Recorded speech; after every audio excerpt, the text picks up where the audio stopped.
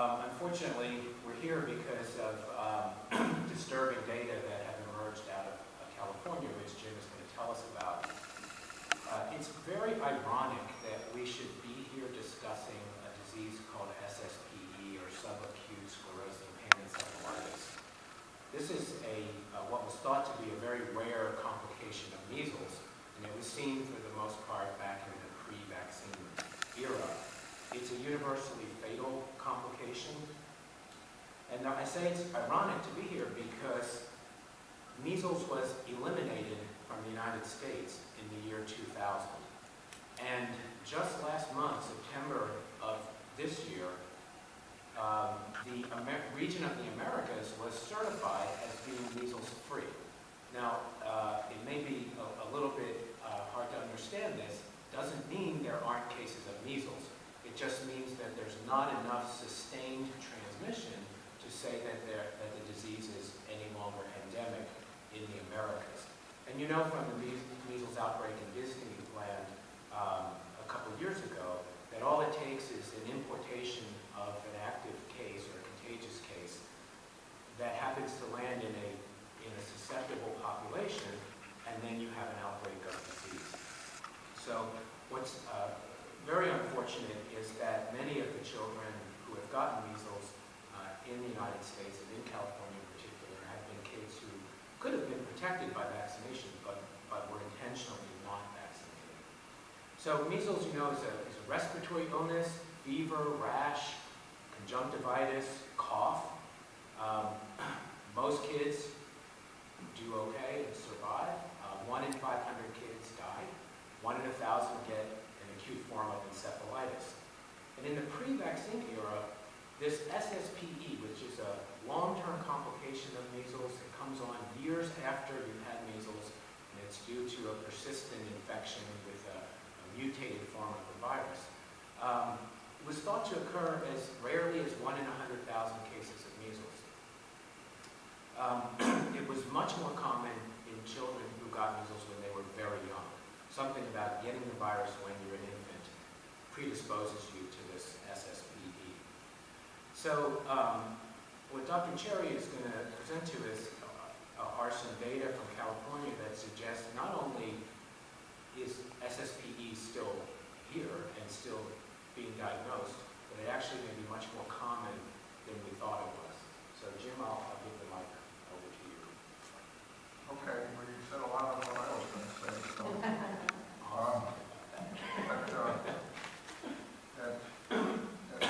what, in a way, they just unfortunately made our study possible was in between 1988 and 1990, there was a major recurrence of measles in the United States. And there were multiple reasons for that. The number one reason was not enough children being vaccinated. And until that time, we only gave 1 dose of measles vaccine. But in California, during that period, there were 16,000 cases of measles. There were 75 deaths. And in our present study, in looking at SSPE cases in California, there were 17. And the majority of these resulted, not all of them, but the majority resulted from having measles back in that epidemic in 88 to 90. And what we found, the most striking finding that we found was that, let me just back up a bit. Gary mentioned my technical pediatric infectious diseases, and I've written the measles chapter in every edition of that, and we're in the 7th edition now, working on the 8th edition. And if you want to read about SSPE, it's the most complete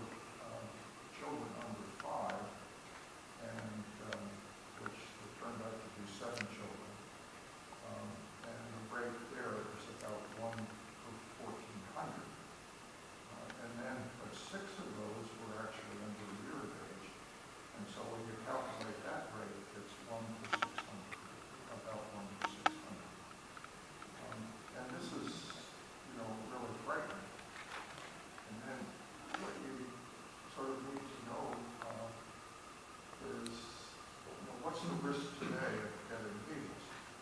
And Gary referred to, the Disneyland outbreak. But in addition to that, every year in this country there are many importations. In California in Q14, I think we had 11 or 12 importations, separate importations. And of course, for the Disneyland outbreak, we eventually had 3 generations of cases. And they predominantly occur in unvaccinated or incompletely vaccinated children. And to prevent that we need to talk about herd immunity. We can't vaccinate children under a year of age because the antibody from the mother prevents a take, but it doesn't prevent getting measles. And so that we can't do that. We can't vaccinate that population, so we have to find a way to protect them. And so we need to see that we vaccinate everybody else. And having rates of unvaccinated, which in 2015 in California they were about 11%. That's not satisfactory. And so we need to see that we get everybody vaccinated and find ways to do that.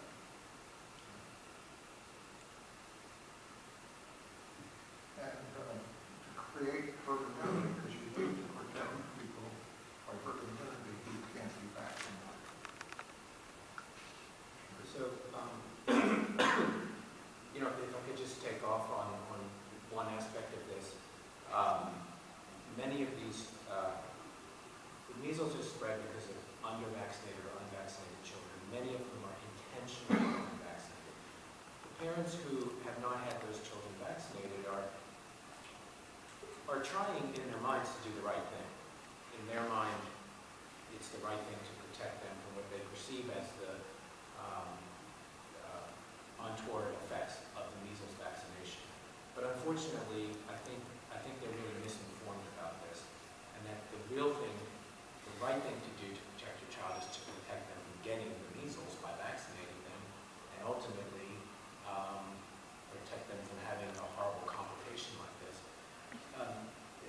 Jim discussed this idea of herd immunity, which means that children, babies in particular, are protected because everyone around them is immunized or immune. And so the virus isn't spread through the community, it doesn't go to the babies. But there's a thing called a herd immunity threshold, which is the proportion of the population that has to be vaccinated in order for the virus not to spread. And that threshold is about as high for measles as it is for any other disease that we have a vaccine for. And so if our immunization rates dip below that threshold, we're going to see more cases and we will see children who are harmed by this. And just so I'm clear, 17 cases, and many of them were diagnosed at autopsy. And so how many deaths were out of the 17? Well, one exception. There's one in a hospice situation. Right. All the other. These are children who, 16 of 17 who have died. Right. So I guess we can open it up for questions from the phone or from the audience. Yes, sir. We're not miking today. Okay, good. Michael Smith, MedBase today. Dr. Cherry, you said, and then you introduced yourself, the most striking finding was, and then I'm not sure if you ever came back to it. What is the most striking finding? So the question is, what is the most striking finding in the study from California? Well, I think it's the much higher rate than anybody saw before.